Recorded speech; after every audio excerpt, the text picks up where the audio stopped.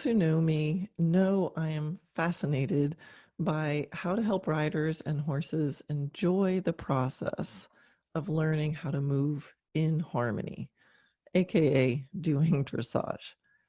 Now, I love to find the sources of frustration or disappointment and figure out how to turn them around. And I do that with horses, but I kind of do it with life in general. So this episode is about zooming out and taking a sort of 10,000-foot view of our core way of thinking about working with horses, and to kind of look at and test the core assumptions that we're making about the training process. And this is really important because the way we look at things makes all the difference.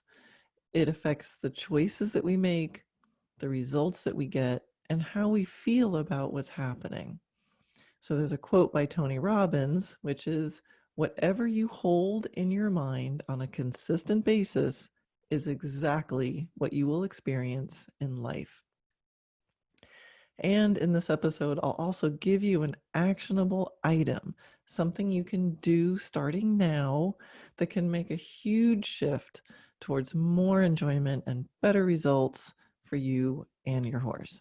So here we go, episode 2, the assumption of obligingness.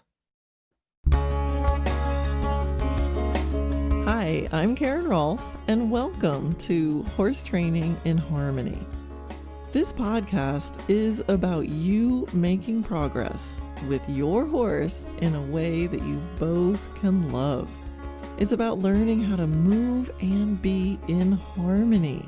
Because yes, you really can develop a horse to be both athletic and happy. When we show up as our best selves for our horses will show up for us. So let's get started. Now, I love getting into the nitty-gritty details of training and dressage, but it's really hard for me to separate being my best as a horse trainer and a rider and being my best as a human. I believe we're all responsible for our half of any relationship.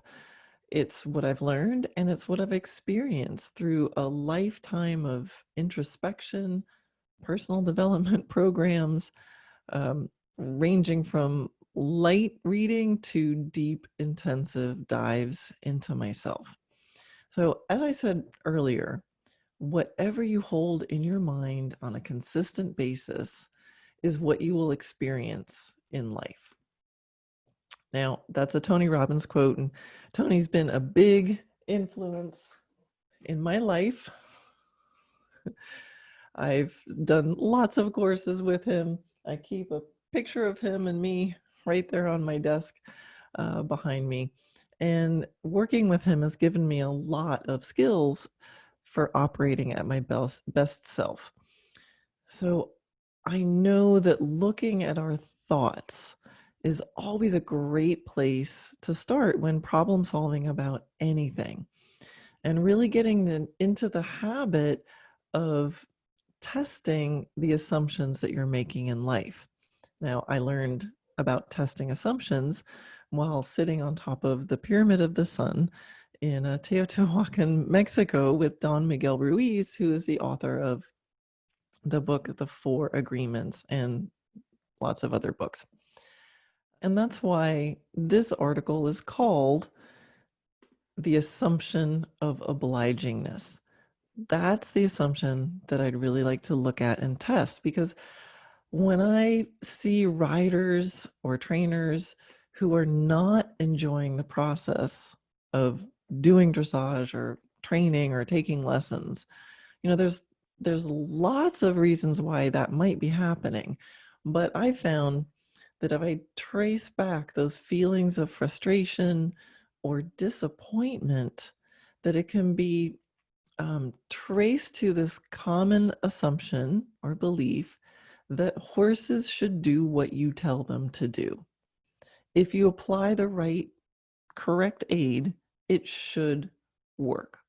Now, the problem with thinking like that is that it means then that if things aren't working, then something must be wrong with you or your horse, right? It's already too easy to blame horses in this sport, right? It's not just us out there running our marathon or running our race, where we only have ourselves to blame. We have this partner, and it's human nature uh, to kind of tend to blame other things. So there's another really great quote that's "Don't should all over yourself." Now that quote is attributed to a guy named Albert Ellis. He's an American psychologist, and in 1955 he developed rational emotive behavior therapy. So I love that quote. Don't should all over yourself. As soon as you say something should be a certain way, then it just sets you up for disappointment and frustration if it's not that way. Now, and as I said, with horses, it's not just us, right? We have this partner, our horse. So, think about don't should all over yourself. Yeah. Don't should all over your horse either. So your horse doesn't need to do anything that he doesn't want to do. That's what I believe. It's our game. The game of training is the game of try to train in a way that he ends up wanting, that our horse ends up wanting to do what we asked him to do. Our horses are not required to be our business partners anymore for the most part. I mean, but historically they were, right? They were our transportation. They helped us work the fields, tend to the cattle, you name it. Horses were such a big historical part of our human lives. But the reality for most people now is horses are not required. We're doing horses because we want to, because it's a hobby, not because we need them. Now, I know that there are people who do still use horses in the field and do use horses to work cattle and tend to cattle.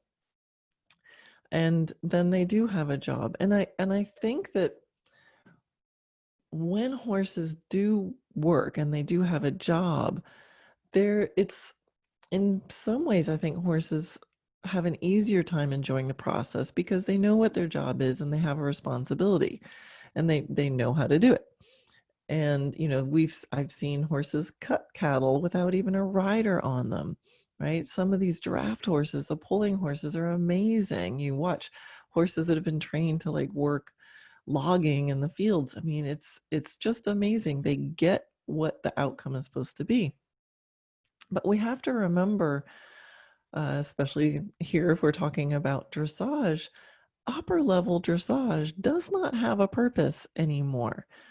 I guess it was originated, for battle, but that was our purpose, right? To save our own butts and kick the enemy off their horse. I'm not sure if the horse really understood that part of it. And dressage was for artistic reasons.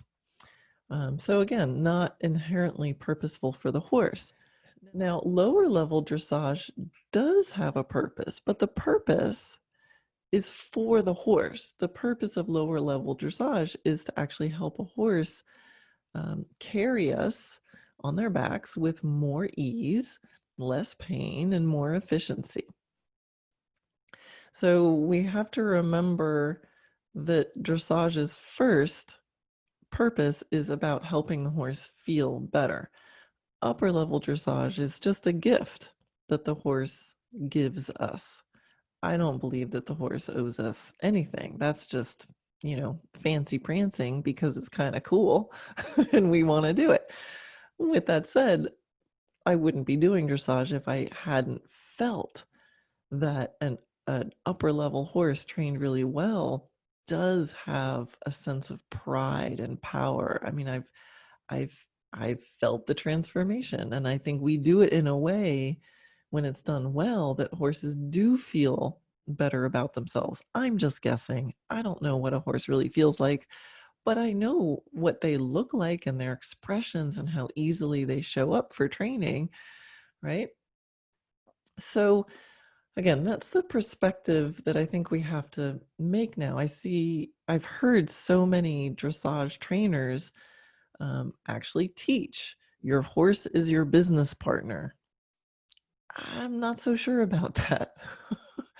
I don't think our horses are signing up for this at all, and they have no idea why we're doing this fancy prancing. So if we set ourselves up with the belief that none of this really should work, right? I don't I don't believe that horses should work for us. I don't believe that aids should work. That's, I think, a root of our disappointment. I try to keep in my mind just the opposite.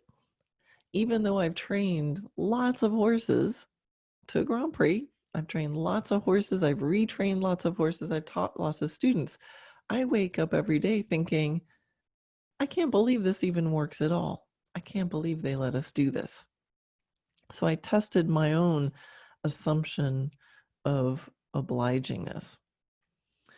So, you know, can you imagine stopping in the middle of a ride and having that perspective, zoom out a bit and think, there's a human, there's an animal sitting on top of another animal, getting it to do like counter changes of hand at the half pass, or even just beautiful transitions. How that's strange. You don't see, frogs riding turtles, getting them to do figures. It's really kind of bizarre, and it's really kind of amazing. Now, I know over time we've bred horses to have characteristics of tolerance, right? We've domesticated them and we've bred them to have this characteristic of, okay, I'll put up with that, and they allow us on them. But I think I think we would all be served to maybe step back and think teaching a horse to do upper level dressage is about as weird as teaching an alien how to do calculus. And if we keep in our mind that teaching dressage or even riding horses at all is about as odd as teaching an alien how to do calculus, then we can start to see that so many of the problems that we see in the horse world today stem from riders demanding performance instead of appreciating effort. As a trainer, the first time that you train a horse, it's then maybe you do get excited. Oh my gosh, that's the first time I taught my horse, 4 tempies. Or the first time you taught a horse yourself how to do a half pass and they mastered half pass. That's pretty cool. I remember having a diary, and I remember writing in my diary and drawing out what a leg yield was. And in the diary, I said, I didn't even know horses could go sideways, right? And that's how exciting it was. I was like, oh my God, horses go sideways? This is crazy. I wrote it down. It was noteworthy. But then, after you've trained a bunch of horses to Grand Prix, it's really easy to go, well, of course horses go sideways. They should go sideways. But for that individual horse, for that horse that you're teaching something like that for the first time, that's the first time for that horse. Might be the 20 millionth time for me. But I have to remember that's the first time that horse had somebody ask them to go sideways. They're like, check me out. My legs cross. I mean, I don't think it's weird to think that. I think it's weird to not remember that perspective. And when we don't remember that, it leads to situations, and maybe you guys have seen this, professional trainers saying things in anger like, that horse just needs to listen. He can't get away with that. Or why is that horse doing this to me? As if horse training was supposed to be easy and it was just supposed to work. So remember that original core assumption. Horses are supposed to perform for us versus, oh my God, this is so freaking cool. I'm sitting on a horse. I've also observed trainers with animals other than horses. So for example, dolphins or sea lions or other exotic animals. And they don't use the same techniques we use in horses. I mean, can you imagine putting a harness on a sea lion and then poking it or tapping it with a stick to get it to do stuff? Jennifer Zelligs, who is the author of Animal Training 101, I had a chance to observe her with her sea lion she works with now. And she has a great saying, which is, would you do that if it was a bear?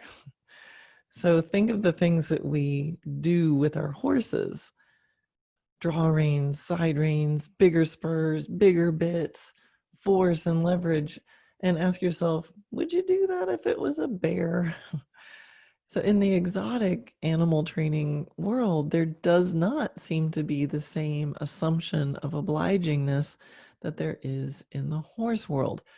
And I think because of the generous nature of horses are really all about forgiveness, and because they're domesticated and we've bred them to tolerate us humans, it does seem easier for the average person to have some degree of success than it would be for the average person to use those similar techniques with a sea lion or a tiger. So I guess that's the beauty of horses, but it's also what makes them really vulnerable to abuse. It's easy to take the compliance for granted because it seems we humans have this assumption that horses should oblige to us. They are our beasts of burden. This is what we need to look at. So how do we turn this around? It's really about nurturing and feeling appreciation. I want to tell a little story. Years ago, I happened to know a guy who was a self-made multi-millionaire. And I was visiting his house, and at one point he said, oh, I just want to turn the game on, and there's a basketball game or something. He's like, I just want to watch the game for a second and just see what's going on. So we were sitting there in this room, and I'm thinking, I don't see a TV.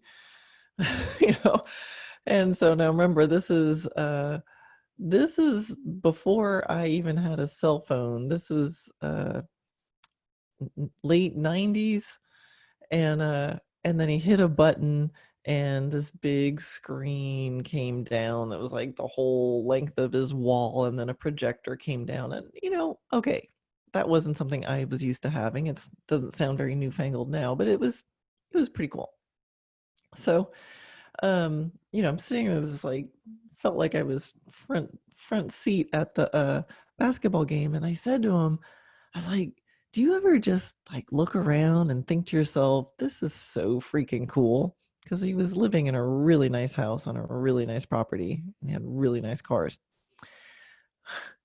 And he looked at me and he's like, well, with more money comes more headaches. And I don't know, maybe he was trying to be humble, but I thought, wow, what a shame. People work hard and hard and hard to make some money, to be prosperous or whatever that means to you. You achieve something and you get something, and now he's like, just more headaches. So I thought at that moment, universe, if you're listening, I would be a really, really happy and appreciative millionaire. That's still true. Just in case the universe is listening here. So what would it be like to be truly appreciative of the gift that our horses are giving us by allowing us to ride them? Think about that. It's not a given. Why do we assume it's a given? Yeah, we get on horses. Everybody rides horses. We've been riding horses for years. But for that individual horse, that individual horse, this is new to him. This is a new experience. So the other side of that coin is to keep things in perspective is maybe you've experienced this, or maybe you've seen someone else experiencing this, but being on a horse who just says, no, not gonna do it. I've seen this with little ponies. They just go, no, I don't care who you are, not moving. I've experienced it with horses. Everything's going along fine, and then for whatever reason they stop in their tracks. That's the hardest horse to train, one that just goes, no, not playing. And in that moment, it can be impossible to move a horse. I mean, unless you're gonna pick them up and move them. If a horse really decided not to cooperate, they don't have to cooperate. So I think that's good to experience, because it reminds me that in the end, it's just their decision. All that horse has to do is decide, no, not playing, and everything stops in its tracks. So let that information, some people see that and they're like, well, that's a bad horse. No, that horse is being a horse. He's telling you what he feels. And it reminds me that it's really a game and a gift. It's all about me trying to train in a way that I cause my horse to want to cooperate. We can't have the illusion that this is all because of us. No, the horse is choosing somehow to cooperate with us. And it's not something to take for granted. Most of us are really lucky that our horses are very forgiving of our inadequacies, and they do oblige.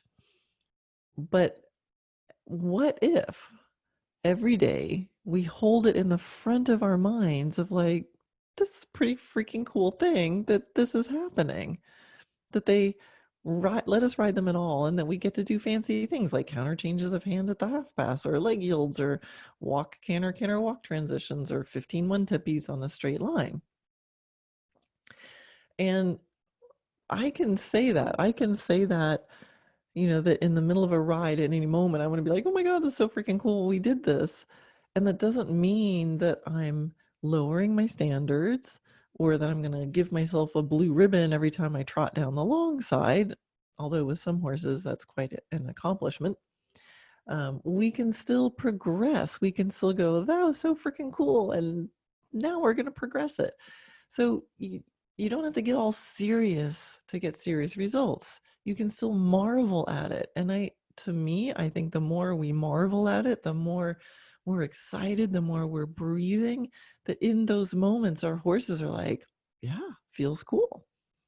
Because when we start making and forcing and getting in that straight line thinking that we humans do, all our horses feel is this crazy predator on our back. And they're just trying to go, okay, what do I have to do to make this not so bad? And I think it can be better than that, right? We don't want them just to oblige. We have to understand that a horse's willingness to oblige doesn't automatically give us the right to demand. So what do we do? I know you action people, you're like, okay, enough of this mindset stuff. What do I do? How do we make it work differently? Another Tony Robbins quote for you. We turn our expectations into appreciations. When we practice appreciating our horses fully in the daily easy moments, we're going to be better for them in the challenging moments. It's always easy to be happy when your horse is going well. The real truth comes out. The real measure of a system is, what do you do when it's not working? Those are the moments we have to look at the big picture and remember that it is a gift that they let us do this with them at all. We have to remember that all the horses are perfect until we come along and ask them to do something that they can't yet do, or that they don't want to do yet. So those challenging moments are when we really need appreciation and then curiosity. Whatever the problem is, we are responsible for figuring it out. Just because horses have been beasts of burden for centuries doesn't mean that this individual horse in front of us right now needs to perform. He doesn't know about the history. He doesn't need to perform just because we said so. That's not a should. If you think he should, then you're shoulding all over your horse, and don't should all over your horse. So if you're not experiencing the joy or even the cooperation that you'd like while doing dressage with your horse or anything with your horse, if you find yourself thinking, more training just is more headaches, you need to step back and remember you're teaching calculus to an alien who probably doesn't even want to learn calculus. Dressage is an art. It's a gift. Our horses owe us nothing. Don't assume your horse needs to do anything for you. Thank your horse. Here's an action you can take to make sure that you're able to be there when the system, when things fall apart, when things are not going well. The way to have a system that can still appreciate and still be curious is to form the habit. Form the habit in the daily, easy moments. So here's something you can do. Replace a few good boys with thank yous. So the next time your horse does something nice for you, instead of giving a big old slap on the neck and saying good boy or good girl, how about a rub and say thank you so much? Thank you. I think you're going to be able to feel the difference. I know your horse is going to feel the difference. This is not just silly words. Words matter.